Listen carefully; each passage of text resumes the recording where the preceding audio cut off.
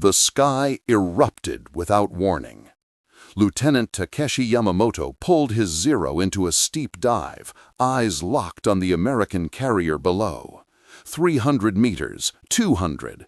He could see the deck clearly now, sailors scrambling, guns turning. This was it. His moment of honor, his final strike for the Emperor. Then the air around him exploded. Not from bullets, not from shells he could see coming. The sky itself seemed to detonate, invisible bursts that shredded his wingman's plane into burning fragments. Takeshi jerked the stick left, heart hammering. Another explosion, closer this time. Metal shrieked, his canopy cracked. Blood sprayed across the instrument panel. He never reached the ship. Below, on the USS Missouri, gunners stared in awe. Their shells were exploding in mid-air, perfectly timed, without ever hitting a target directly. It was as if the ocean itself had learned to kill. By late 1944, the Pacific War had transformed into something the Japanese High Command couldn't comprehend. Their pilots, once masters of the sky, were dying in droves before reaching American fleets.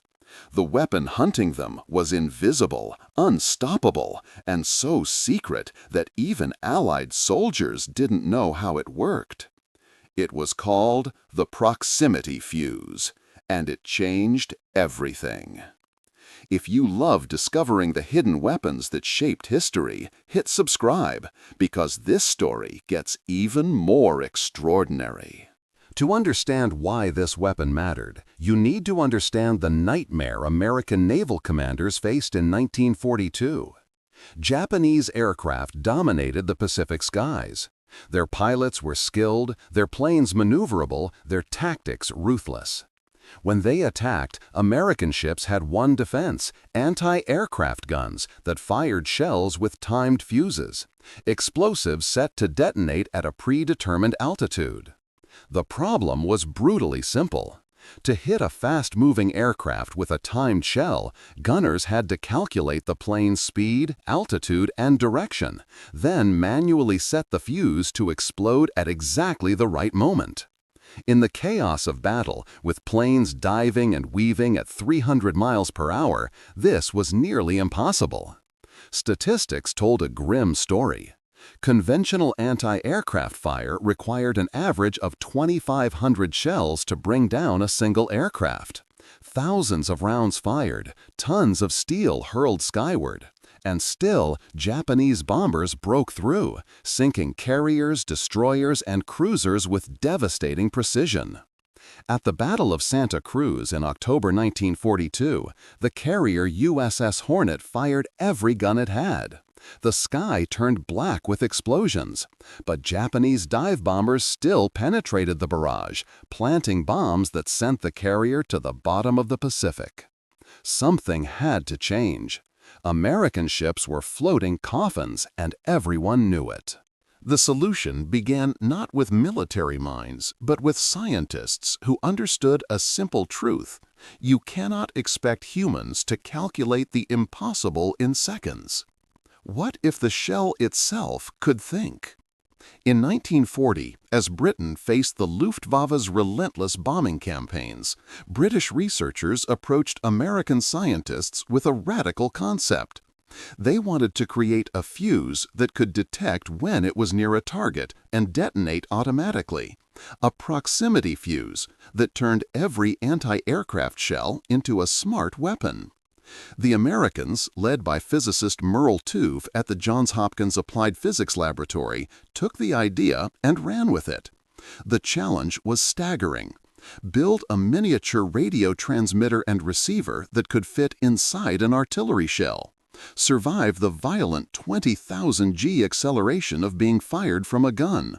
Function at freezing high altitudes, and accurately detect a target meters away, all while costing less than a bottle of whiskey. It seemed impossible.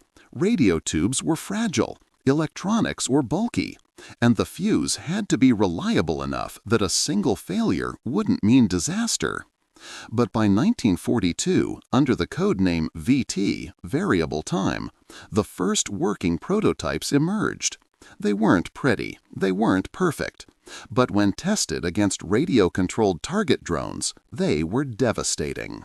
The proximity fuse was elegantly simple in concept, fiendishly complex in execution.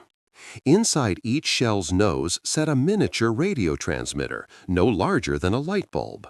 When fired, the fuse activated, sending out continuous radio waves in all directions. These waves traveled ahead of the shell, invisible fingers reaching through the sky.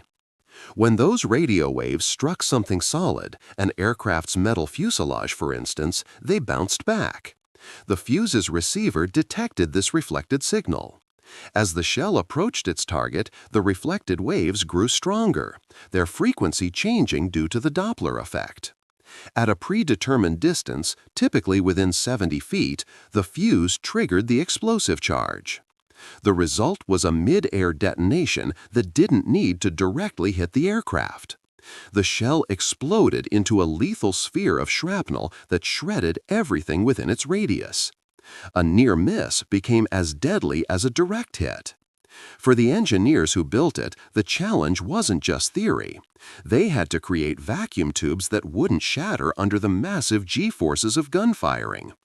They designed batteries that activated only after launch. They crafted circuitry that could distinguish between ocean waves and aircraft, clouds and bombers. By 1943, the VT fuse was ready, but using it would require absolute secrecy. Because if this technology fell into enemy hands, the advantage would evaporate overnight. Security around the proximity fuse bordered on paranoia, and for good reason. The fuse represented such a technological leap that American military leadership classified it above top secret. Even generals weren't briefed on how it functioned. Soldiers who loaded the shells had no idea what made them special. To everyone, except a select few, they were just VT fuses, the acronym deliberately meaningless to prevent speculation.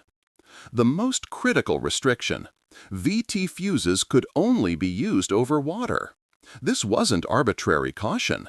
If a shell landed on enemy-controlled ground without detonating, Japanese or German engineers could recover it, reverse engineer the technology, and develop their own version. Over the ocean, unexploded shells sank into depths where recovery was impossible. This meant that for the first year of deployment, the weapon that could save ground troops from air attack couldn't be used to save ground troops. Soldiers fighting in Europe and the Pacific Islands died under aerial bombardment, while their own ships carried a weapon that could have protected them. The decision haunted commanders, but they held firm. In August 1943, the proximity fuse saw its first combat test during a Japanese air raid on American ships near Guadalcanal. Gunners loaded the new shells without fanfare, without understanding. When Japanese bombers appeared on the horizon, the gunners fired. And the sky began to explode in ways that defied every rule of warfare they knew. The after-action reports from that August night read like fiction. American cruisers had fired fewer than 200 VT-fused shells. 4 Japanese bombers exploded in mid-air, their wreckage spiraling into the dark Pacific. 3 more, damaged and trailing fire, limped away and crashed before reaching their base. The kill ratio had just jumped from 2,500 shells per aircraft to under 30. Commanders aboard the ships couldn't believe the reports. Gunners insisted they hadn't scored direct hits.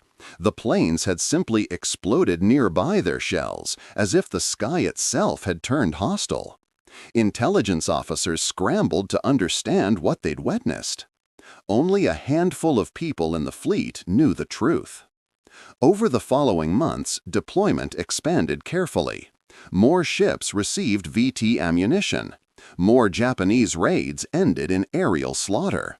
And slowly, horrifyingly, Japanese pilots began to realize something was wrong.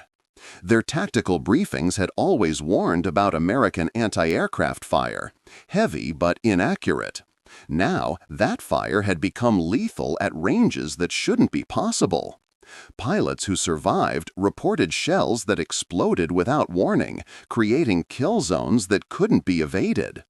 The Japanese High Command studied the reports, searched wreckage, interrogated prisoners. They found nothing conclusive. How could they? The technology was so advanced it seemed like science fiction. And the Americans intended to keep it that way. By mid-1944, the Pacific War had reached a critical phase. American forces were island-hopping toward Japan, each battle bringing them closer to the enemy's homeland. But every amphibious landing, every carrier group, every supply convoy remained vulnerable to one thing: Japanese air power. The Imperial Japanese Navy, desperate and depleted, began embracing a horrifying new tactic. If conventional bombing couldn't penetrate American defenses, perhaps suicide attacks could. The kamikaze, divine wind, pilots who would deliberately crash their explosive-laden planes into American ships. It was a weapon of pure will against steel, and initially it worked. In October 1944, during the Battle of Leyte Gulf, the first organized kamikaze attacks struck the American fleet. The escort carrier USS St. Lo took a Zero fighter directly through its flight deck. The ship exploded and sank in less than an hour. Other vessels burned, listing, crews screaming as aviation fuel ignited across their decks. Conventional anti-aircraft fire proved inadequate. You couldn't just damage a kamikaze, you had to obliterate it completely, or the flaming wreckage would still hit its target. This was the nightmare scenario American planners had feared. Fanatics willing to die, targeting the one weakness in naval defense: the seconds between detection and impact. But they had a counterweapon ready, and it was about to turn the kamikaze's courage into a death sentence. The transformation happened rapidly, ruthlessly. By December 1944, nearly every major American warship in the Pacific carried VT-fused ammunition. Destroyers, cruisers, battleships, carriers, all armed with shells that could kill without direct contact. When Japanese kamikaze waves approached, American gunners opened fire at maximum range. The difference was immediate and spectacular. Pilots who expected to navigate through walls of tracers and explosions instead flew into an invisible barrier of death. Shells detonated around them in perfect spheres of shrapnel, creating overlapping kill zones that shredded aircraft at distances where conventional shells would have harmlessly exploded too early or too late. A kamikaze pilot named Yasuo Kuwahara, one of the few who survived the war, later described it. The American ships had developed some kind of devil weapon. Planes exploded before reaching the fleet, torn apart by bursts that seemed to anticipate our every move. It was like flying into a wall of invisible razors. The numbers told the story clinically. Before VT fuses, approximately 6% of shells fired resulted in kills. After VT fuses, kill rates jumped to nearly 50% in some engagements. For every 100 kamikaze pilots who took off, fewer than 20 reached their targets. The rest died in the air, their planes disintegrating into the Pacific. Courage meant nothing against physics.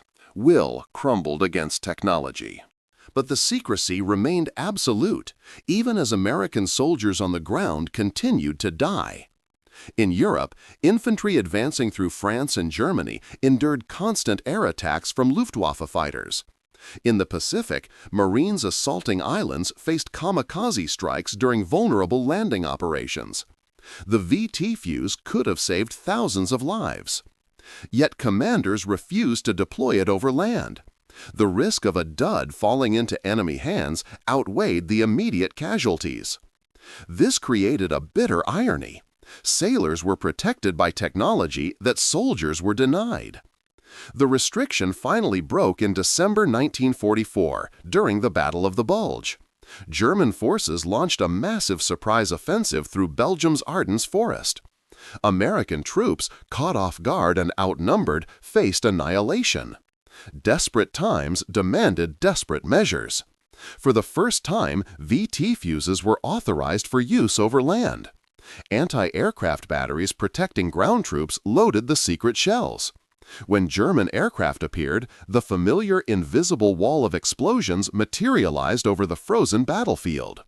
The effect was devastating. Luftwaffe losses spiked. But more importantly, not a single unexploded VT shell was recovered by German forces during the battle. The secret held. And in the Pacific, where the real slaughter was occurring, the proximity fuse had become the weapon Japanese commanders feared most. Japanese strategists weren't fools. They recognized that American anti-aircraft capabilities had transformed into something unprecedented. But understanding the problem didn't mean solving it. Some pilots tried flying at extreme low altitude, skimming the waves to reduce the time American gunners had to fire. This made them vulnerable to smaller caliber guns and machine guns that didn't use VT fuses. Others attempted high-altitude approaches, diving at maximum speed to minimize exposure. But the proximity fuse worked at any altitude, and faster targets just meant the automated detonation system had less room for error, not more. A few desperate commanders theorized the Americans had developed some kind of radar-guided ammunition. They were close, but not quite right. Without understanding the radio frequency technology, Japanese scientists couldn't develop countermeasures. By early 1945, the Imperial Japanese Navy had lost over 70% of its carrier-based aircraft. Not from dogfights, not from bombing raids on air bases, but from attempting to attack American ships and flying into a technological barrier they couldn't overcome. The psychological impact was devastating. Kamikaze pilots were selected for their willingness to die, but dying meaninglessly before even reaching the target corroded morale in ways traditional combat deaths didn't. Training instructors found it increasingly difficult to maintain the warrior spirit when survivors returned, those few who did, describing deaths that seemed more like executions than battles.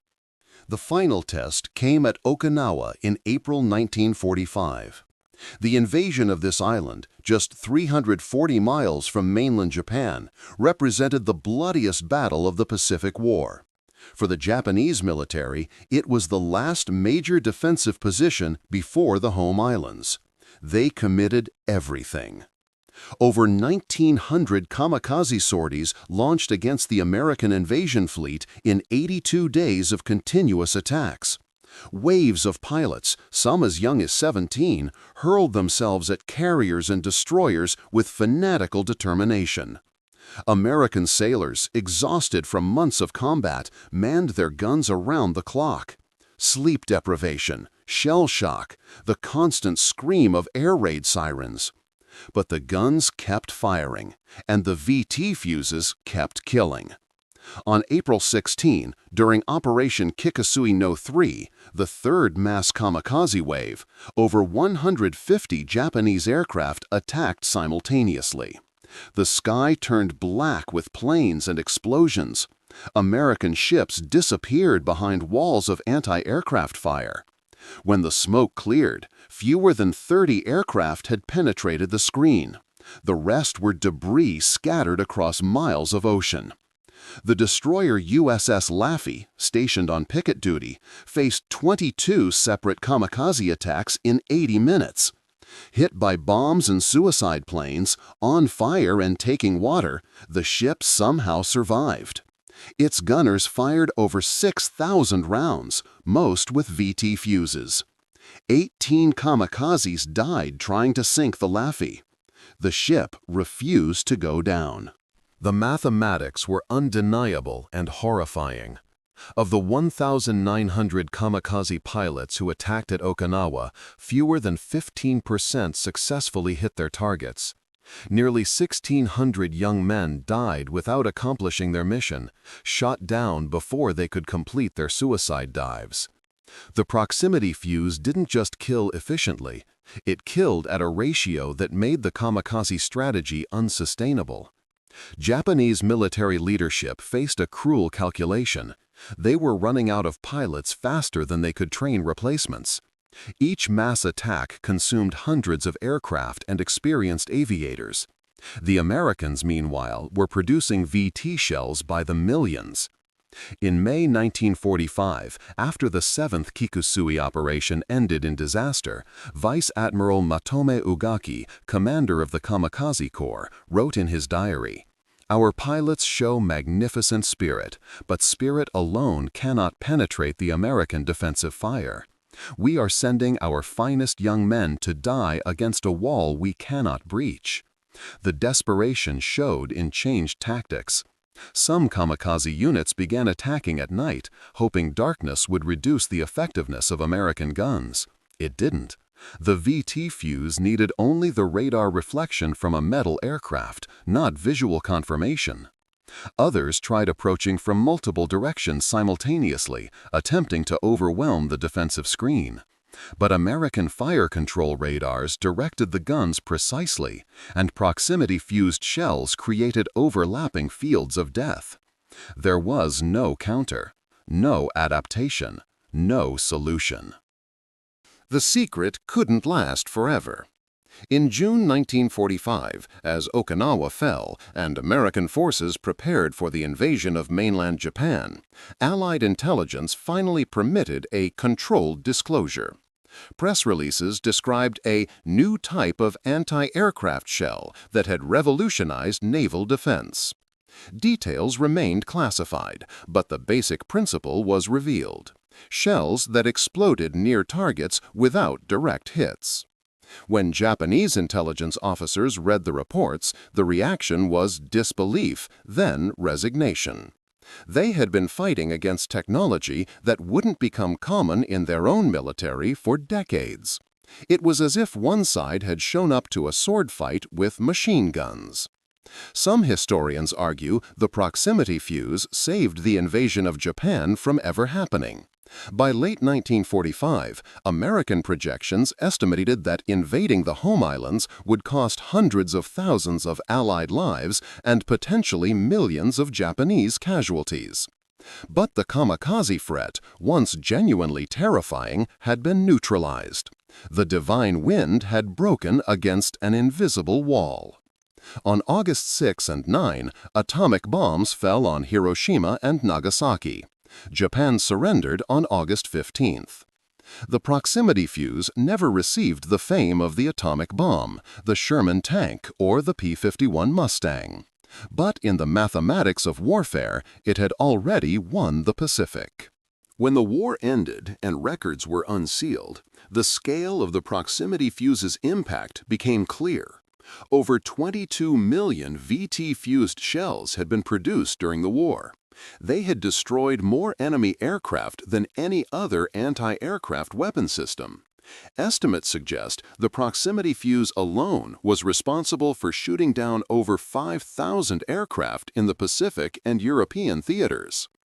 The human cost, or rather the lives saved, was staggering. Naval analysts calculated that without VT fuses, kamikaze attacks would have sunk dozens more ships and killed thousands of additional sailors. Ground troops who benefited from proximity-fused artillery during the Battle of the Bulge owed their survival to technology they didn't understand. After the war, the proximity-fused technology spread rapidly. Every major military power developed their own versions. Modern air defense systems, from anti-aircraft missiles to artillery shells, all descend from the principles pioneered in that Johns Hopkins laboratory. But there was also a darker legacy. The proximity fuse represented a new kind of warfare, automated killing systems that removed human reaction time from the equation. The distance between pulling a trigger and a death grew longer, more abstract.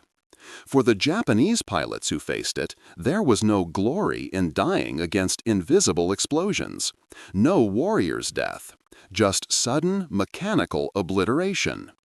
Technology had made death efficient and impersonal. Today, few people remember the proximity fuse. It didn't have the dramatic visual impact of aircraft carriers or the moral weight of atomic weapons. It was just a small device screwed into the nose of an artillery shell that happened to change the nature of air defense forever. But for the men who fought in the Pacific, the gunners who suddenly found their weapons effective, the sailors who survived attacks that should have killed them, the pilots who watched enemy aircraft disintegrate before reaching their targets, the proximity fuse was nothing short of miraculous. It proved that wars are won not just by courage or numbers, but by intelligence applied ruthlessly to practical problems. American scientists had looked at a tactical nightmare, Japanese air superiority, and solved it with physics, engineering, and mass production. The divine wind had been terrifying, but it had crashed against something more powerful than faith or determination. It had crashed against the invisible wall of American innovation.